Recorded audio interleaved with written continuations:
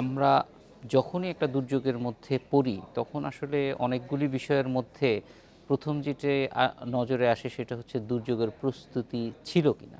কিন্তু দুর্যোগের প্রস্তুতি তো আসলে সবারই সবসময় থাকার কথা।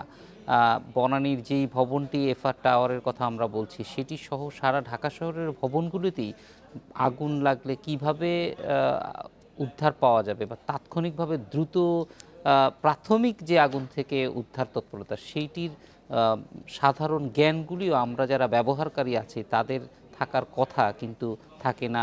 সরঞ্জামগুলিতে সেগুলি ঠিকঠাক মতো রাখা হচ্ছে কিনা, সামগ্রিকভাবেই ঢাকা অনেক বেশি ঝুঁকিপূর্ণ হয়ে যাচ্ছে কিনা। ধন্যবাদ। প্রথম আমি নির্দিষ্ট ভবনের কথাই বলবো, এরপরে আমি ফায়ার অ্যাক্ট বা অন্যান্য বিষয় নিয়ে ধীরে ধীরে আমরা আলোচনায় আসবো।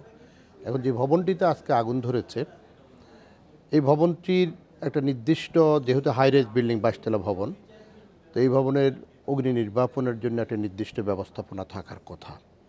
এই নির্দিষ্ট ব্যবস্থাপনার মধ্যে স্বয়ংক্রিয় ব্যবস্থাপনা একটা হলো স্প্রিংলার সিস্টেম বলি আমরা, এগুলো হাই রাইজ বিল্ডিংয়ের জন্য এই সিস্টেমটা থাকে। আমি জানি না এই সিস্টেম ছিল কি না, থাকলে পরও সেটা কাজ করেছে কি না সেটা আমার জানা নেই। যেহেতু বড় ধরনের অগ্নিকাণ্ড সংঘটিত হয়েছে সেখান থেকে আমি ধরে নেব এই সিস্টেম থাকলে পরেও কাজ করেনি অথবা ছিল না। আরেকটি হলো, আগুন যখন বড় হয়ে যায় তখন যে কোনো বড় ধরনের এই ধরনের বিল্ডিংয়ে সেখানে হাইড্রেন্ট সিস্টেম থাকতে হবে। হাইড্রেন্ট সিস্টেম অর্থ হলো হাই প্রেসারে পানিকে আপনি প্রবাহিত করবেন যেখানে আগুন ধরেছে, হোস পাইপ দিয়ে হোক অথবা যে কোনো দিয়ে হোক, সেই পাইপ দিয়ে সেখানে আগুনটা যেন পাঠানো যায়, নিজস্ব সিস্টেম থাকবে। ফায়ার সার্ভিস, সিভিল ডিফেন্সের কর্মীরা আসার আগেই ওখানে তাদের নিজস্ব নিরাপত্তা ব্যবস্থা থাকতে হবে। এই ধরনের হাইরাইজ বিল্ডিংয়ে যে নিজস্ব নিরাপত্তা ব্যবস্থার মধ্যে দিয়ে তারা এই ধরনের অগ্নিকাণ্ডগুলোকে নিয়ন্ত্রণে আনবে।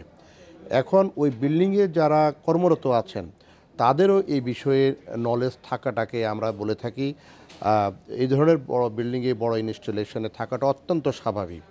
সেটি হলো আগুন ধরার সাথে সাথে সে আগুনকে কীভাবে নেভানো যায়।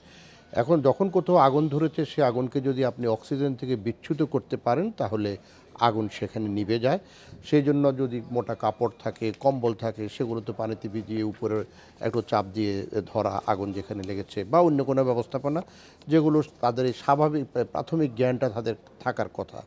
আমাদের দেশে যে আগুনগুলো ধরছে বা আগুন ধরার পরে আগুন হঠাৎ করে বড় হয়ে যাচ্ছে, অথবা আগুনটা এমনভাবে ধরছে কোথাও কেমিক্যাল ব্যবহৃত হচ্ছে, কোথাও আবার শর্ট সার্কিট হচ্ছে, এই সবগুলো জায়গায় এই ব্যবস্থাগুলোর মূল কারণ, এই ধরনের আগুন ধরার মূল কারণ হলো বড় যেগুলো আগুনে পরিণত হয় সেটি হলো মনিটরিংয়ের অভাব, সেটি হলো রেগুলেটরিং অথরিটি যেগুলি আছে যারা এগুলোকে দেখভাল করার কথা তাদের যথেষ্ট ধরনের মনিটরিংয়ের অভাব। পাশাপাশি যারা ওই বিল্ডিংয়ের ব্যবসা করেন, যারা বিল্ডিংয়ের ওনার অথবা যারা সেখানে ব্যবসা করেন, তাদের উচিত একটা নির্দিষ্ট সময় অন্তর, যেহেতু এগুলো গুরুত্বপূর্ণ স্থাপনা, আমাদের ফায়ার অ্যাক্ট 2003-তে পরিষ্কার বলা আছে যে একটা নির্দিষ্ট সময় অন্তর কোনো বিল্ডিংয়ের ওনার হোক অথবা ব্যবসায়ী মালিক সমিতি হোক, তারা ফায়ার সার্ভিস, সিভিল ডিফেন্সের সাথে তারা যোগাযোগ করবে তাদের বিল্ডিংটা ঠিক আছে কিনা। অথরিটি বলতে আমাদেরকে অবশ্যই এই যে মানে মালিক সমিতিকেও এটার মধ্যে নিশ্চয়ই পড়বে, কারণ তারা সেখানে তো কিন্তু প্রথম রেগুলেটরি এখানে। ফায়ার অ্যাক্টে বলা আছে তারা ফায়ার সার্ভিস, সিভিল ডিফেন্সের সহযোগিতা নেবে,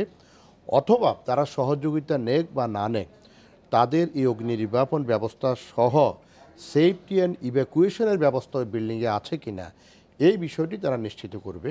এবং এই কাজের সাথে আমাদের রাজউক এবং সিটি কর্পোরেশন যুক্ত থাকবে।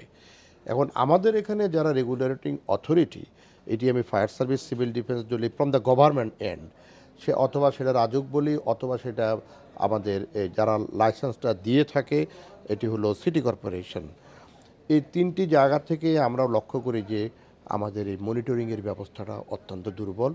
পাশাপাশি যারা নিজেরা প্রিপেয়ার থাকার কথা, এই ধরনের আগুন হোক বা অন্য যে কোনো ধরনের দুর্যোগ হোক, সেই দুর্যোগ থেকে রক্ষা করার জন্য নিজস্ব স্থাপনা এবং জনগণকে সেখানে ওই বিল্ডিংয়ে, আপনি কিছুক্ষণ আগে যেটা বলছেন, সে মালিক সমিতি হোক অথবা ওনার নিজে হোক, তিনি এই বিষয়গুলোতে সম্যক অবহিত নন অথবা এগুলিকে অবহেলা করে যাচ্ছেন।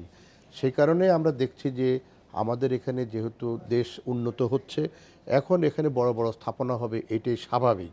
বড় স্থাপনার সাথে সাথে ঝুঁকিও আমাদের বেড়ে যাচ্ছে।